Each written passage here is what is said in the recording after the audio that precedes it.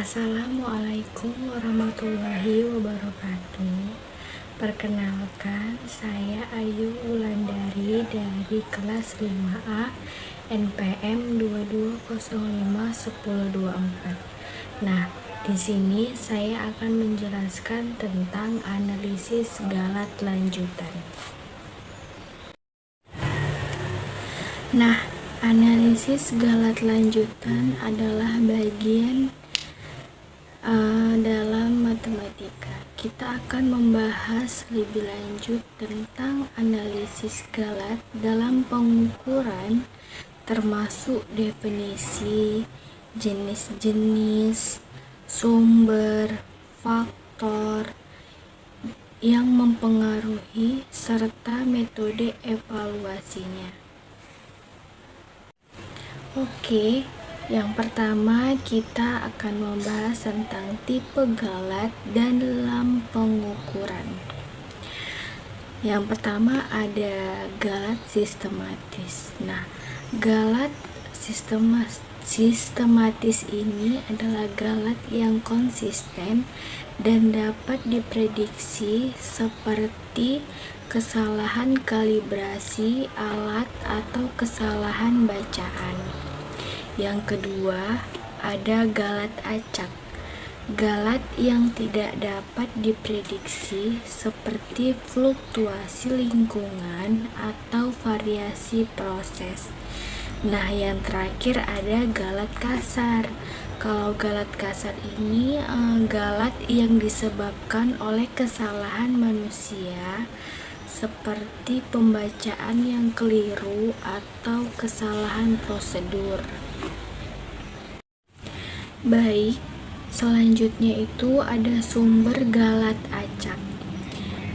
Sumber galat acak ini dibagi menjadi 4, yaitu fluktuasi suhu, yang kedua ada getaran, yang ketiga ada elektrostatis, yang keempat ada kesalahan pembacaan.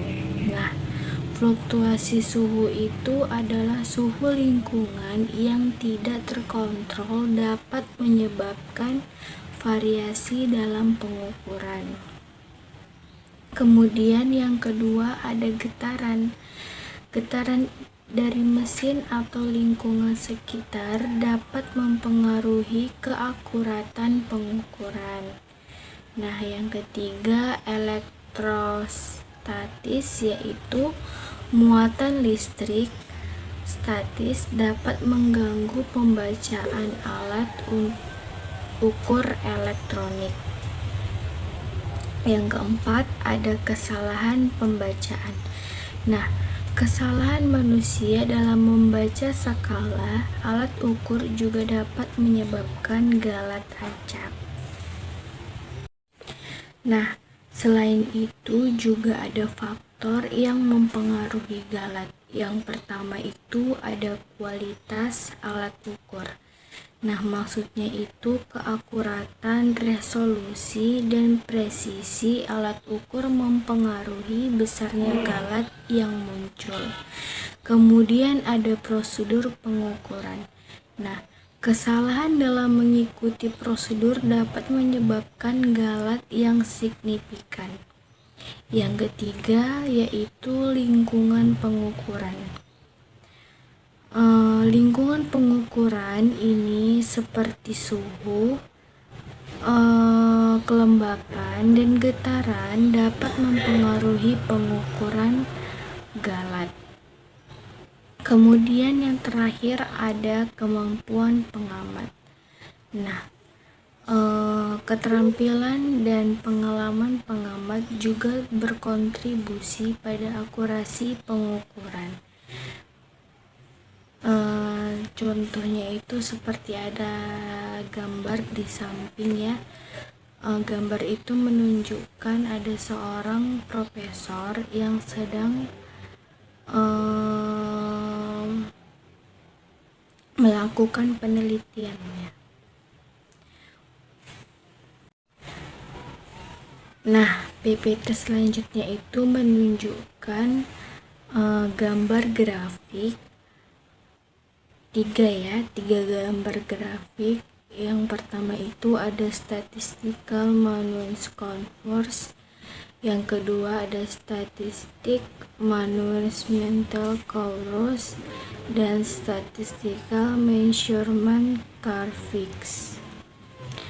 Nah, metode evaluasi Galat ada dibagi menjadi 4, yaitu analisis statistik, kalibrasi, kemudian analisis ketidakpastian, yang keempat adalah kontrol kualitas. Nah, metode evaluasi Galat yang pertama itu kan analisis statistik. Maksudnya itu menghitung nilai rata-rata, deviasi standar, dan interval kepercayaan untuk mengevaluasi Galat. Yang kedua ada kalibrasi, maksudnya itu kalibrasi ini memeriksa atau menyesuaikan alat ukur agar memberikan hasil yang akurat.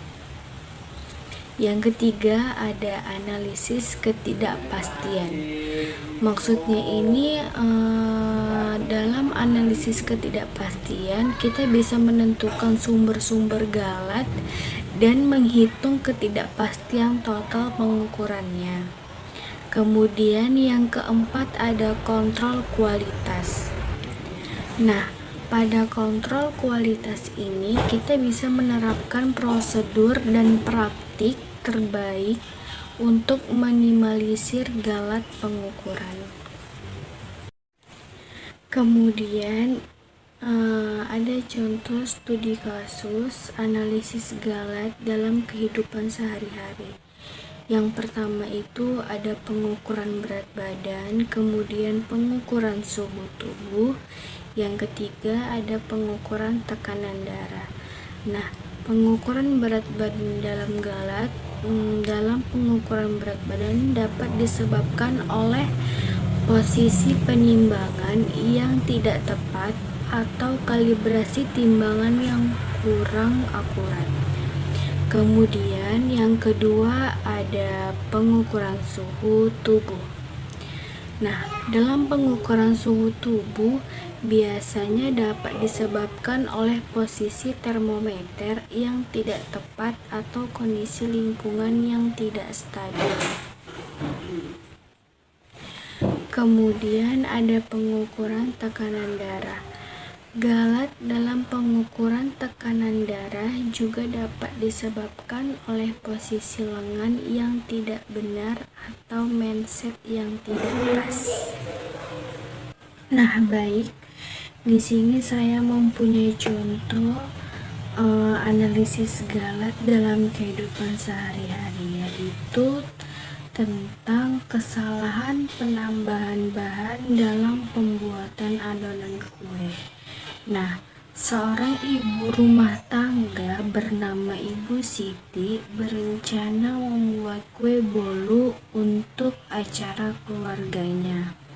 Kemudian ia menggunakan resep dari internet, namun hasil akhirnya tidak sesuai dengan harapannya. Bolu menjadi bantut atau tidak mengembang dan rasanya kurang enak.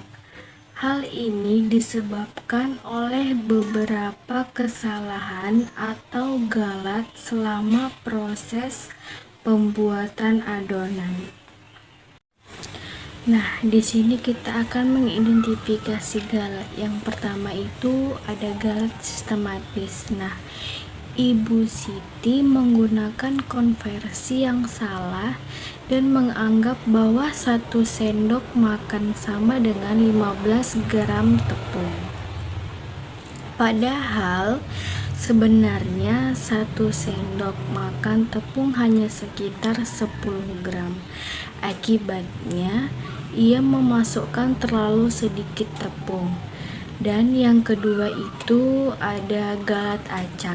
Nah, di sini saat mengisi sendok, ia tidak selalu rata dalam menumpukan tepungnya.